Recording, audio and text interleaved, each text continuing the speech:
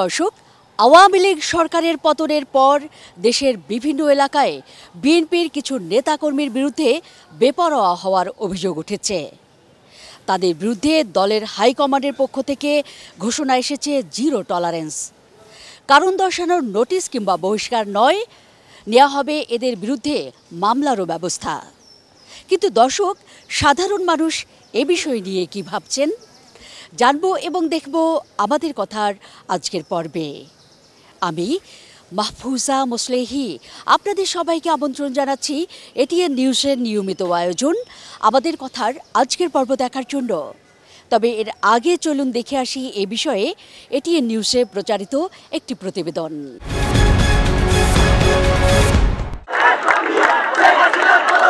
ছাত্র জনতার গণ অভ্যুত্থানে রাজনীতিতে স্বস্তি ফিরে এলেও কিছু নেতাকর্মীর আচরণে বিব্রত বিএনপির হাইকমান্ড। কদিন আগে এস আলম গ্রুপের 14টি গাড়ি সরানোর অভিযোগে চট্টগ্রাম দক্ষিণ জেলা কমিটি বিলুপ্ত করে 3 নেতার পদ স্থগিত করা হয়েছে। 10 বছর পর দেশে ফিরে এস আলমের গাড়িতে সংবর্ধনা অনুষ্ঠানে গিয়ে সমালোচিত দলের স্থায়ী কমিটির প্রভাবশালী নেতা সালাউদ্দিন আহমেদ। পরে সংবাদ সম্মেলন করে ক্ষমাও চান তিনি। এবং অনিচ্ছাকৃত ভুলের জন্য যদি আমি দেশবাসীর মনে কষ্ট দিয়ে থাকি এবং অনুভূতিতে আঘাত দিয়ে থাকি, সেই জন্য আমি দুঃখ প্রকাশ করছি। এদিকে বিতর্কিত ডায়মন্ড ব্যবসায়ী দিলীপ আগরওয়ালের সাথে বৈঠকের অভিযোগে দলের যুগ্ম মহাসচিব খায়রুল কবির খোকনের উপর ক্ষুব্ধ দলের ভারপ্রাপ্ত চেয়ারম্যান তারেক রহমান। সালাউদ্দিন আহমেদ ও খায়রুল কবির খোকনকে কারণ দর্শানোর নোটিশ দিয়েছে দলটি। অভিযুক্ত নেতাকর্মীদের বিরুদ্ধে নেওয়া হচ্ছে সাংগঠনিক ব্যবস্থা। সন্ত্রাস এবং দুর্নীতিকে আমরা প্রশ্রয় দিব না। কেউ যদি দলের নাম ভাঙিয়ে এই ধরনের প্রভাব বিস্তার করতে চায় অথবা কোনো কালেকশনেও নামে, আমরা আরও কঠিন হব। ইতিমধ্যে আপনারা লক্ষ্য করেছেন 2-1 বিরুদ্ধে মামলাও রুজু করা হয়েছে। আইনশৃঙ্খলা রক্ষাকারী বাহিনী তাদেরকে গ্রেপ্তার করবে। এখানে কোনো ছাড় দেওয়া হবে না, সম্পূর্ণ জিরো টলারেন্স। আমরা দলের পক্ষ থেকে কঠিন সিদ্ধান্ত এবং বার্তা ইতিমধ্যে পৌঁছে দিয়েছি আমাদের তৃণমূল পর্যায়ে। বিএনপি যে কারো বিরুদ্ধে অপকর্মের প্রমাণ মিললে বহিষ্কার এবং আইনগত ব্যবস্থা নেওয়ার কথা দলের নেতাকর্মীদের সঙ্গে ধারাবাহিক বিভাগীয় মতবিনিময় সভায় স্পষ্ট করে বলেছেন তারেক রহমান। দলের স্থায়ী কমিটির বৈঠকেও সিদ্ধান্ত হয়েছে থানায় থানায় অ্যাকশন টিম গঠনের। একটা অ্যাকশন টিম তাদের টিম ওয়ার্কের মাধ্যমে এটা প্রতিরোধ করার চেষ্টা করবে, অথবা কোথাও যদি আমাদের এই ধরনের সিদ্ধান্ত হয়, আমরা খুব সহসায় সেই সিদ্ধান্ত পৌঁছাবো যে একটা প্রতিরোধ কমিটি যদি গঠন করা যায়, সেটা হতে পারে। দলের ভাবমূর্তি রক্ষায় জিরো টলারেন্সে বিএনপি। এরই মধ্যে সারা দেশে দলের বিভিন্ন পর্যায়ের 2 শতাধিক নেতাকর্মীকে দল থেকে বহিষ্কার করা হয়েছে। অভিযোগ প্রমাণের ভিত্তিতে নেওয়া হয়েছে আইনি ব্যবস্থাও।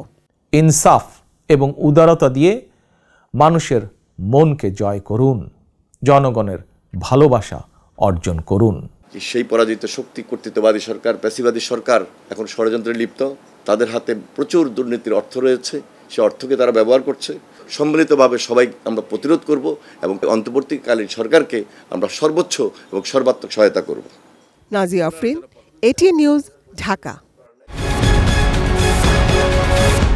রিপোর্টটি প্রচারের পর এবার আমরা চলুন দেখে আসি এ বিষয় নিয়ে সাধারণ মানুষ কি ভাবছেন। আজকে আমাদের সাধারণ ছাত্র সমাজ, সারা দেশের মানুষ মিলে যে প্রত্যাশাটা করছে আগামীতে, সেই আমাদের আগামী সুপ্রসন্ন হবে এবং সুন্দর হবে। সেই প্রত্যাশায় যদি একটি দল তাদের নেতাকর্মীদেরকে সুন্দরভাবে নিয়ন্ত্রণ করতে পারে, সেটা অবশ্যই আমাদের জন্য স্বস্তির। বিএনপির হাইকমান্ড থেকে একটা নির্দেশনা এসেছে যে জিরো টলারেন্স, যে কোনো চাঁদাবাজি, সন্ত্রাসী, অরাজকতা সৃষ্টির জন্য যে জিরো টলারেন্স দিয়েছে হাইকমান্ড থেকে, সেটাকে অবশ্যই আমরা স্বাগত জানাই। এবং সেটি যদি বাস্তবে দিক নির্দেশনা দিয়ে যদি এটা বাস্তবায়ন করে, তাহলে আমরা সবাই সাধারণ যারা আছি এবং আমরা রাজনীতি ছাড়া যারা সাধারণ শিক্ষার্থী থেকে, সামাজিক মানুষজন থেকে এবং সামাজিকভাবে এটাকে অবশ্যই আমরা স্বাগত জানাই। তরুণদের বাংলাদেশে, সামনের বাংলাদেশ যারা শাসন করবে, তাদের উচিত হবে আগের মেন্টালিটি থেকে বেরিয়ে আসা। বিএনপির পক্ষ থেকে যে পদক্ষেপ নেওয়া হয়েছে, আমি সাধুবাদ জানাবো এই জন্য যে, কারণ যদি তারা এই পদক্ষেপ না নেয় যদি তাদের রাজনীতিতে সংস্কার তারা না করে তাহলে তারা ব্যর্থ হবে। যদি বিএনপি এই পদক্ষেপকে কার্যকর করতে পারে, যে এই পদক্ষেপকে বাস্তবায়ন করতে পারে, শুধু শোকজ করে দিলেই হবে না, মিডিয়ায় দেখাইলাম যে আমরা শোকজ করলাম না, এই শোকজটাকে বাস্তবায়ন করবে, যে টেন্ডারবাজি করবে না কোথাও বিএনপি, কোনো জায়গায় সন্ত্রাসী করবে না, কোনো জায়গায় আমাদের মা বোনদেরকে ইফটিজিং করবে না, যদি এটা ইনশিওর করতে পারে, আমি বিশ্বাস করি হ্যাঁ চাঁদাবাজি সহ যা এই অর্থাৎ অনাচার ব্যভিচার মানে যত মানে বিশৃঙ্খলা আছে এগুলো যদি না করে, আমি বিশ্বাস করি আপামর জনগণ তাহলে বিএনপিকে বুকে টেনে নেবে। আমাদের কথায় বগুড়া থেকে সংযুক্ত হচ্ছি আমি চপল সাহা। চাঁদাবাজি সহ যে কোনো ধরনের অপরাধ কর্মকাণ্ডে জড়িত হলে বিএনপির যে কোনো নেতাকর্মীকে কঠোর ব্যবস্থা নেওয়া হবে বলে হুঁশিয়ারি দিয়েছে বিএনপির কেন্দ্রীয় কমিটির নেতারা। চলুন আমরা শুনি বগুড়াবাসীর কথা, তারা এই বিষয়ে কী ভাবছেন। যারা কখনো বিএনপির বিভিন্ন জায়গায় যাদেরকে দেখা যায়নি, তারাও বিএনপির নাম দিয়ে এখন বিভিন্ন জায়গায় বিভিন্ন অপরাধ সংগঠিত করতেছে। এখনও অনেক এলাকায় মানুষ নির্ভয়ে চলাফেরা করতে পারতেছে না। এই পরিপ্রেক্ষিতে বিএনপির কেন্দ্রীয় কমান্ড থেকে যে উদ্যোগটা নেওয়া হয়েছে, যে বহিষ্কার করার ব্যাপারটা, এটা অনেকটা ভালো। এটা আমাদের বগুড়াবাসী হিসেবে আমাদের চাওয়া এটাই হবে যে বগুড়ায় আপামর জনসাধারণ সবাই বিএনপি ভালোবাসে, এখানে এক্সট্রা করে বিএনপি পনা দেখানো বা নেতাগিরি দেখানোর কিছু নাই। তারেক জিয়া উনি যে উদ্যোগটা নিচ্ছে, এটা মানে শুধু বগুড়াবাসীর জন্য না, এটা সাধারণ মানুষের জন্য আমরা এটা প্রত্যাশা করি এবং সে খুব সুন্দর কথা বলছে।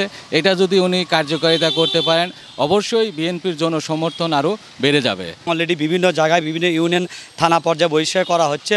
পেপার পত্রিকা আসছে তারেক জিয়া যদি এইভাবে দেশের নেতৃত্ব দেয়, সে দেশের সরকার গঠন করবে এবং দেশে অন্যায়ের বিরুদ্ধে অনেক কাজ হবে এবং দেশে উন্নয়নমূলক কাজ হবে।